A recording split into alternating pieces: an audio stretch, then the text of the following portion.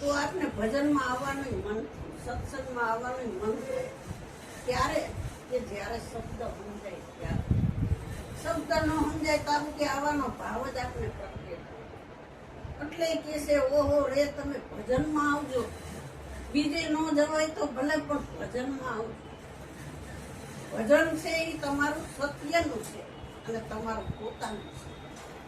આ ભજનમાં તમારા ઘરમાં 5 જણા હશે તો આમાંથી તમને એક જરા કઈ ભાગ દેવો હશે તમે નહીં દઈ. આ તમારી પોતાની કમાણી છે. એટલે સંતો કે કરજે સરવાળો તારા કર્મનો લખજે તારા અનુભવ. આ અનુભવ કરવા માટે આપણે આ મનુષ્ય દેહ મળ્યો છે.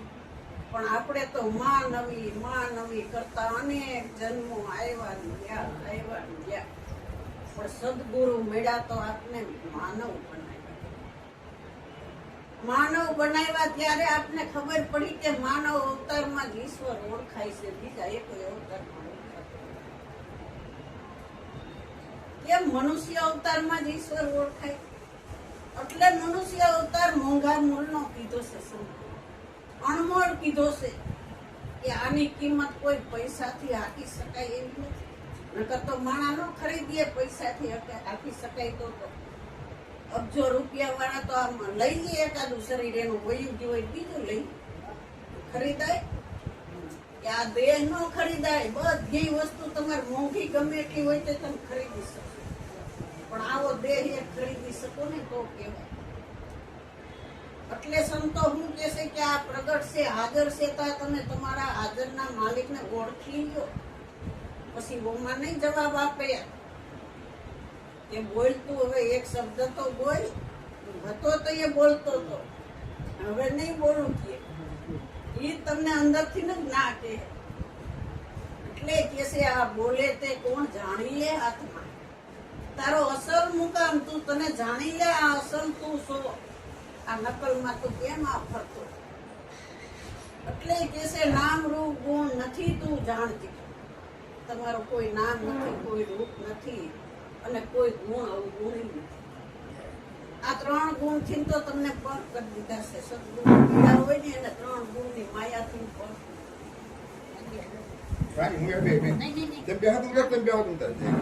એટલે કે છે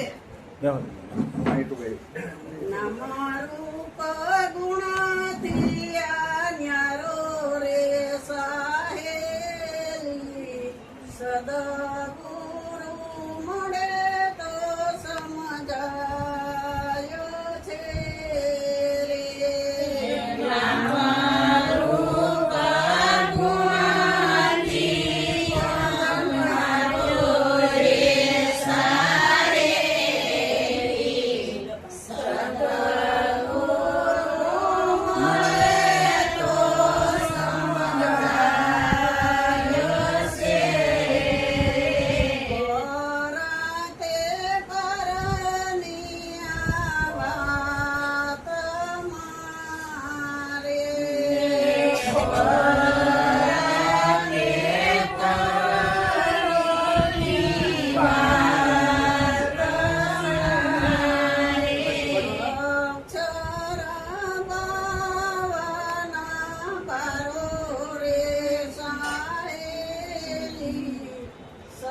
સદગુરુ મળે તો સમજાય છે રે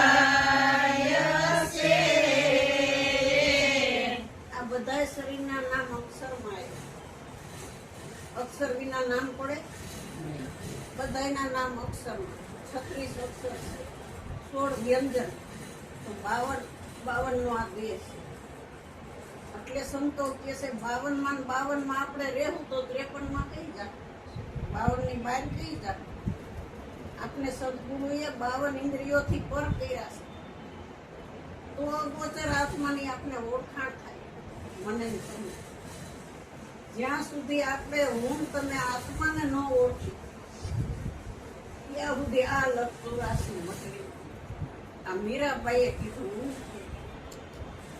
આત્માને ઓળખ્યા વિના લખતો રાશિ ન મટે તારી બ્રહ્માને ભાંગ્યા વિના બહુ ના ફેરા નામ રૂપ ગુણ થી આપણે ન્યારા થયા ચોથું પદ અવિનાશ ચોથા પદની વાત સદગુરુએ આપણે આપી છે 3 પદથી પર કર્યા એટલે કે નામનો જાણનારો તો અનામી હતો રૂપનો જાણનારો તો અરૂપી હતો અને ગુણ અવગુણને જાણનારો તો નિર્ગુણ નિરાકાર આ 3 ગુણને તું જાણ પાછો જાણવા વાળો તો ન્યારો એમાં ભેગું ન આવે તમે આ ઘરને જાણો પણ ઘરને જાણી પાછા ન્યારા થઈ ગયા ને ઘર તમે નથી થઈ ગયા ઘરમાં તમે રહેવા વાળા છો આ ઘરમાંથી તો આ દેહને એકવાર તો બહાર જ નીકળવાનું છે આમાં રહેવાનું જ કોઈ નથી કે આ દેહ કોઈનો કાયમ રહ્યો નથી ને રહેવાનો નથી પણ દેહની અંદર આ બોલે છે એ કોણ છે એટલે કે છે બોલે એ બીજો નથી એ જ પરમેશ્વર પોતે અજ્ઞાનીના આંધળા બધા આઘા આઘા આપણે કાશી કૈલાસ કેદાર મથુરા ગોકુળ બધે ફર્યા પણ આ ફેરવનારાનું ઓળખો સદગુરુ મળે તો આ ફેરવનારાની ઓળખાણ કરાવે કે તારે હવે ક્યાંય તીરથ વ્રત જપ તપ કાંઈ નથી કરવું તું સંતોના સંગમાં સત સમાગમમાં બેહી જા એટલે તને સારી ઓળખાણ થાય અને સદગુરુના શરણે બોધ લઈ બોધ લઈને તને આ સમજણ આવશે એટલે તું સંત સમાગમમાં જાય એટલે તને તારી ઓળખાણ થાય સંતો કહે છે નિષ્ઠા રાખજો એના વચનમાં પૂરો વિશ્વાસ રાખજો વિશ્વાસે બધાયના વાણ કરે છે, પણ વિશ્વાસ વિનાનું બધું હોય ને તો આપણું કાંઈ કામ નહીં. એટલે સદગુરુ કહે છે કે ઓહો રે, તમે ભજનમાં આવજો. નામ રૂપ ગુણથી ન્યારા થયા તો તમે અનામી અરૂપીને નિર્ગુણ નિરાકારની ઓળખાણ. પછી કે છે દ્રશ્ય તો બધાય દેખાય છે, પણ દ્રશ્યનો દ્રષ્ટા નિત્ય છે ઈ દેખાતો નથી.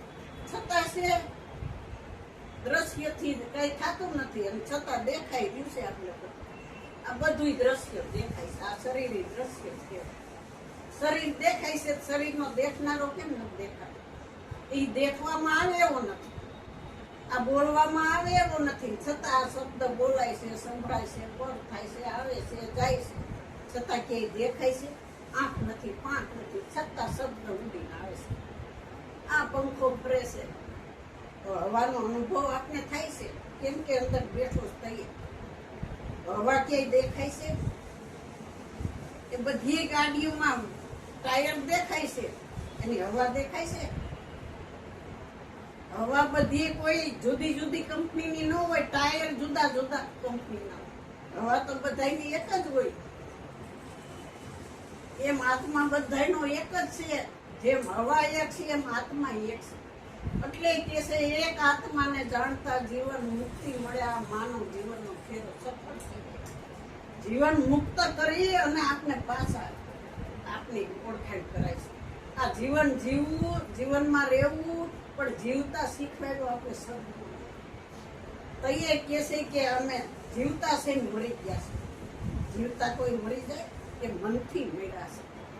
આ એટલે આપણે બધા મોજ માણીશ. જે મનથી ન મળ્યા હોય આ મોજ ક્યાંથી માણે? એને ખબર જ નથી મોજ કે આ મોજ આપણા પોતાની છે. તો આપને આનંદ આવે, તો આપને પ્રેમ ભાવ જ્ઞાન આશીર્વંતા સરળતા રેણી કેણી વિવેક વિચાર માણી વર્તન ક્યારેય કે આપને આપણા પોતાનામાંથી આનંદ આવે છે. તો આનંદ બતાવો કેટલો આવ્યો? આનંદ ક્યાંય બતાવવામાં આવે એવો છે? પ્રેમ ક્યાંય બતાવવામાં આવે એવો છે? પણ જેને આવતો હોય ને એને ખબર પડે કે પ્રેમ આવે છે, આનંદ આવે છે, ભાવ થાય છે ભજનમાં જવાનું. કેમ કે એને ખબર છે કે મારી અંદરથી જ આવે, ક્યાંય આનંદ બહાર નથી. બહારનો આનંદ તો આ સંસાર પ્રકૃતિ માયાનો ક્ષણિક આનંદ છે.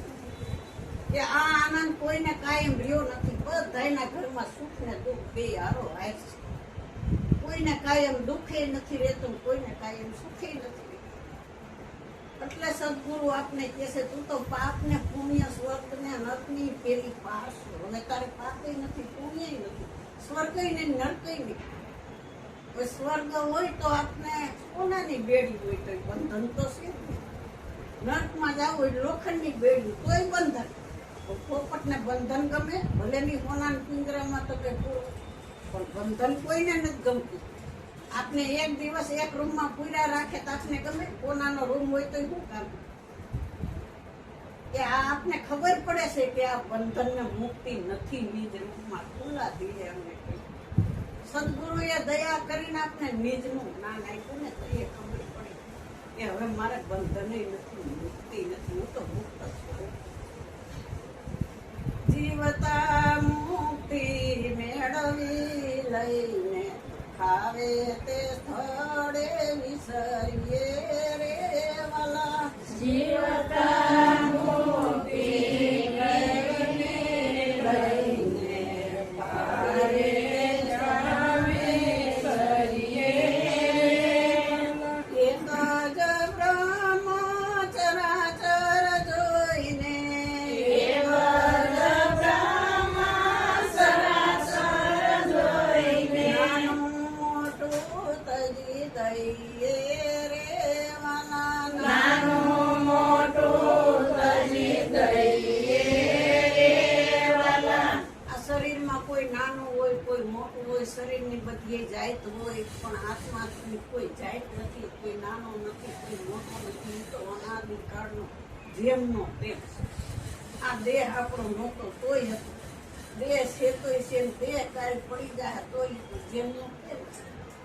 જે જેમનું પ્રેમ હોય, કાયમ હોય, નિત્ય હોય, શાશ્વત હોય, અનાદિકાળનો અખંડ અવિનાશી હોય, એનો ક્યારેય નાશ ન થાય. અને આ બધું દ્રશ્ય દેખાય એક દાડો છે પાછો બીજા દાડા જોઈ એટલે કે છે દ્રશ્યનો દ્રષ્ટા તો નિત્ય છે.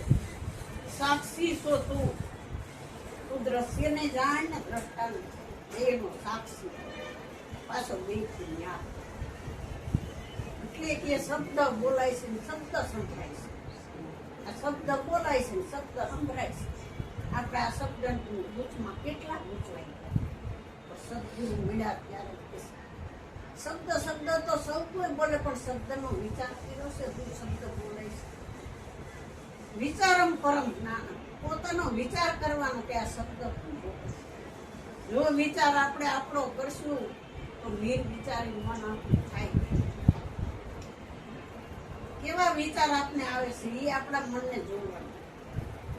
કે ગુરુ મળ્યા પછી આપને સારા વિચારો આવે છે કે કલ્પના થાય છે કે મન મારું માંદું જશે કે હવે ગુરુ મળ્યા પછી મન ઘણું સાચું એમ કે ગુરુ મળ્યા પછી હવે ખબર પડી કે મન બુદ્ધિ ચિત્ત વાણી અહંકાર નો મારા. મન બુદ્ધિ ચિત્ત વાણી અહંકાર નો મારા. અંતઃકરણ ના આતર મનારા. અંતઃકરણ ના આતર મનારા. રે હું તો અમર અનાદિ.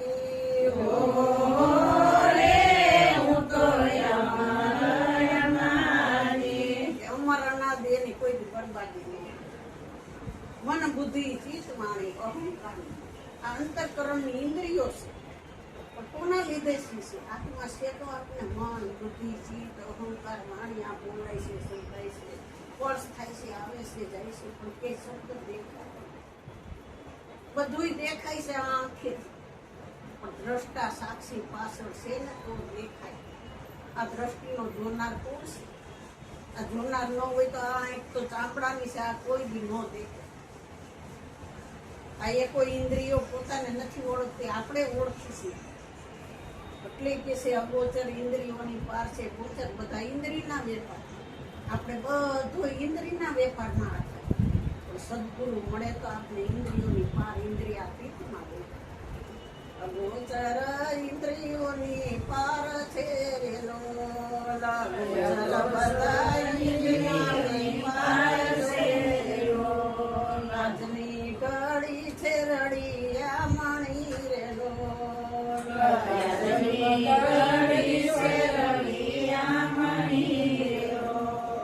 ગોચર બધા ઇન્દ્રિયના વેપાર છે કે અગોચર ઇન્દ્રિયોની પાર છે. આ ઇન્દ્રિયોમાં અગોચર આત્મા નો આવે. 5 ભૂતમાં મુખરો પણ 5 ભૂતમાં આવે. આ ઈ ન હોય તો આ 5 ભૂતનું શરીર અહીં બેહે નહીં. છે હાજરા હાજર એટલે સંતો કે છે હાજર માણસ તો વાયદો કોનો આવે. આપણે હાજર ગુરુ મળ્યા છે તો એને હાજરને ઓળખી લેવાના છે જીવતા. આ શરીર પડી જાય પછી ઓળખાય.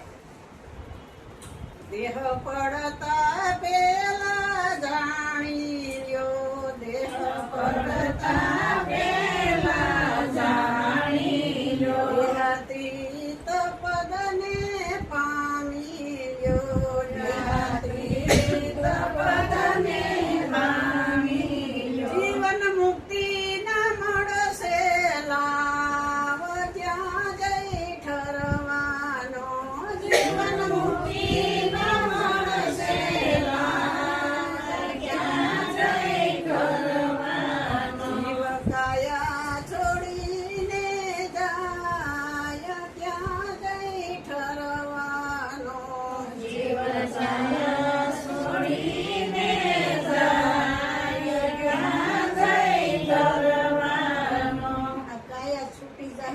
અમરની ઓળખાણ કાયા સીતા આપણે અમરની જો આપણે સદગુરુ મળ્યા તો આપણે અમરનું છે અને મરણનું છે. આ હંતે આવી ને કે આ દેહ જન્મને દેહ મળે દેહ હવે દેહ કહીશું હું દેહનો રસ્તા ખજર અમરનું નાસી આ સુધી આવતો નથી એ તમે એટલે કે છે અસીમમાં સીમા કદી ન આવે. તમે તો સીમાની પેલી પાર હતા. અસીમ તો આત્મા છે. આ બધું જે દેખાય એ સીમાવાળું છે. આ દ્રશ્ય દેખાય છે પણ દ્રશ્યનો દ્રષ્ટા અસીમ છે, દેખાતું નથી, અપરિવર્તન છે. આ બધું પરિવર્તન વાળું છે. પ્રતિબિંબ છે, ઓલો તો બિંબ છે. એટલે કે છે ઓહો રે સ્વયં શાસ્ત્રોથી પડશે, શાસ્ત્રોથી પડશે ને અનુભવનું થશે. આપણે અનુભવ થયો તો આપણે શાસ્ત્રોમાં સંકેત બધાય પડ્યા છે. શાસ્ત્રો વાંચી તો આપણે તરત સમજી નહીં. પણ સદગુરુ મળ્યા નહોતા, અનુભવ થયો નહોતો તો તમે બધાય શાસ્ત્રો વાંચ્યા, મોઢે કરી લીધા, પણ એમાં આપણે કાંઈ જોઈ જ નથી. પણ ગુરુ મળ્યા ને આપણે બધી સમજણ પડવા, ખાલી વાંચી તો સમજણ પડવા. કેમ કે શાસ્ત્રો બધા સંતોએ અનુભવથી વાંચ્યા છે. સદગુરુ